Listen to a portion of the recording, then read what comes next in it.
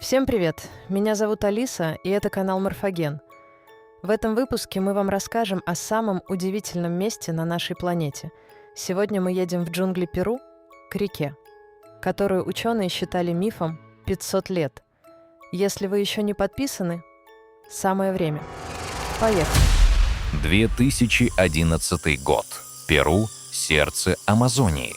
Молодой геофизик пробирается сквозь джунгли. Ему 26 лет. За спиной рюкзак с приборами. Впереди то, чего, по мнению всей мировой науки, просто не существует. Несколько месяцев назад он стоял перед аудиторией ученых и рассказывал про легенду. Про реку, которая кипит в джунглях. Без вулкана. Без очевидного источника тепла. Зал засмеялся. Река существовала и кипела. 700 километров от ближайшего вулкана посреди тропического леса. Добро пожаловать на Шанай-Темпишку, единственную кипящую реку на Земле. История этой реки начинается не в 2011 году. Она начинается в 1532. Испанские конкистадоры только что завоевали империю инков, убили последнего императора. И жадные до золота солдаты двинулись в амазонские джунгли искать легендарное Эльдорадо. Мало кто вернулся. Те немногие, кто добрался обратно, рассказывали о кошмарах наяву, гигантских змеях, ядовитой воде, голоде и болезнях. И еще о реке, которую будто подогревают снизу большим костром. Местные племена знали об этой реке всегда. Они называли ее Шанай-Темпишка, нагретая жаром солнца. И никогда не приближались к ней без шамана. Прошло почти 500 лет. За это время наука нанесла на карту каждый сантиметр Амазонии. И все это время река считалась мифом. 1997 год. Лима, Перу. 12-летний Андрес Рузо слушает, как дедушка рассказывает старую легенду о кипящей реке, о духах джунглей, о месте, куда уходят шаманы. Мальчик запомнил. Андрес вырос, получил степень геофизика. И однажды, работая над диссертацией о геотермальных ресурсах Южной Америки, вспомнил ту историю. Он вышел к аудитории коллег и сказал: «Я думаю, эта река существует. Я хочу ее найти». Зал засмеялся. И коллеги были логичны в своем скептицизме. Кипящие реки существуют только у вулканов, где геотермальная активность достаточно мощная, чтобы нагреть такой объем воды. В Амазонии вулканов нет. До ближайшего 700 километров. Наука говорила: невозможно. Но у Андреса была тетя. И тетя знала не только легенду, она знала дорогу. Она выросла в этих краях, она слышала о реке от местных, и она согласилась отвезти племянника. Несколько часов пешего пути от ближайшего поселка, без дорог, без указателей, только джунгли и запах серы, который становился все сильнее, а потом пар, сначала легкий, потом плотный, как туман, и река шириной до 25 метров, глубиной местами 6 метров, длиной 6,4 километра, и вся горячая. От 45 градусов у истока до почти 100 в самых горячих точках. Наука ошибалась. Легенда была правдой. Хорошо, но если нет вулкана, откуда тепло? Андрес провел у реки несколько лет, пытаясь ответить на этот вопрос. Позже исследователи из Университета Майами завершили картину. Вот что происходит. Дождевая вода просачивается в пористые осадочные породы и медленно уходит вглубь. Там она нагревается от тепла земной коры и затем натыкается на глубокий тектонический разлом. Разлом работает как труба. Вода поднимается вверх вдоль его стенок и вырывается на поверхность уже горячей. Ни вулкан, ни магма рядом.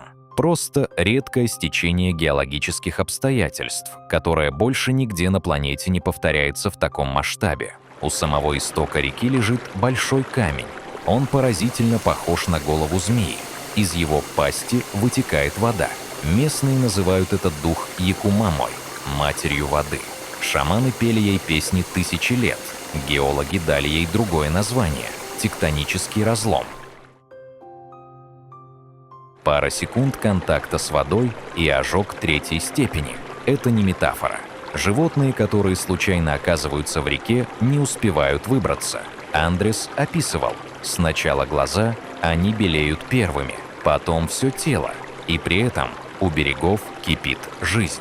Буквально у самой кромки горячей воды живут насекомые, земноводные, птицы, а в самой реке микроорганизмы, термофилы, адаптированные к экстремальным температурам, те же, что живут у гейзеров Йеллоустоуна или у гидротермальных источников на дне океана.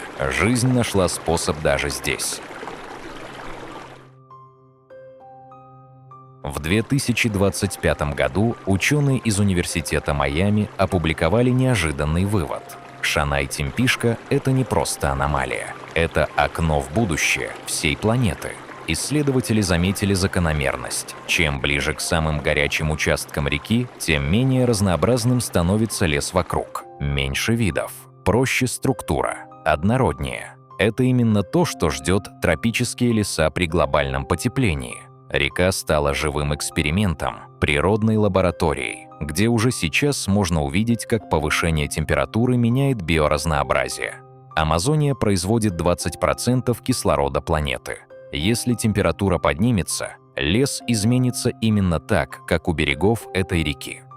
Шаманы говорили, что здесь живет дух, несущий голос джунглей. Оказалось, они были правы, только в другом смысле.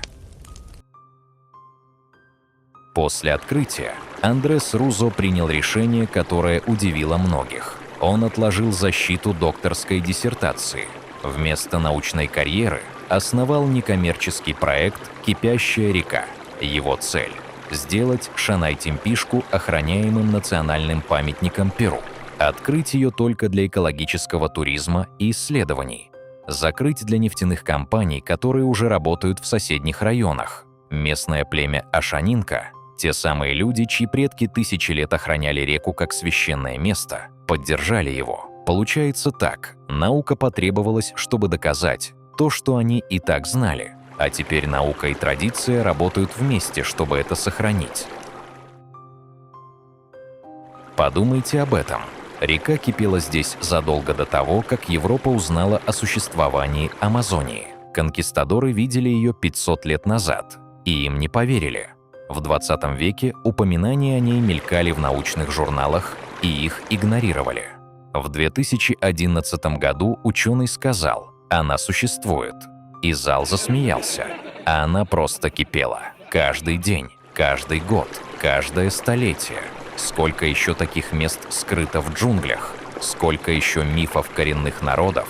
Это просто факты, которые наука еще не удосужилась проверить. Шанай-Тимпишка дает ответ на оба вопроса сразу.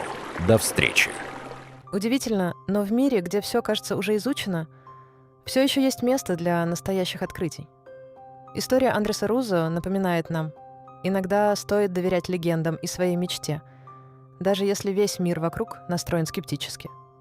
Кипящая река теперь не просто миф, а часть нашей реальности. Если этот выпуск вас зацепил, поставьте лайк, это очень помогает каналу развиваться. И напишите в комментариях, во что верите вы. Подписывайтесь, чтобы ничего не пропустить. До встречи!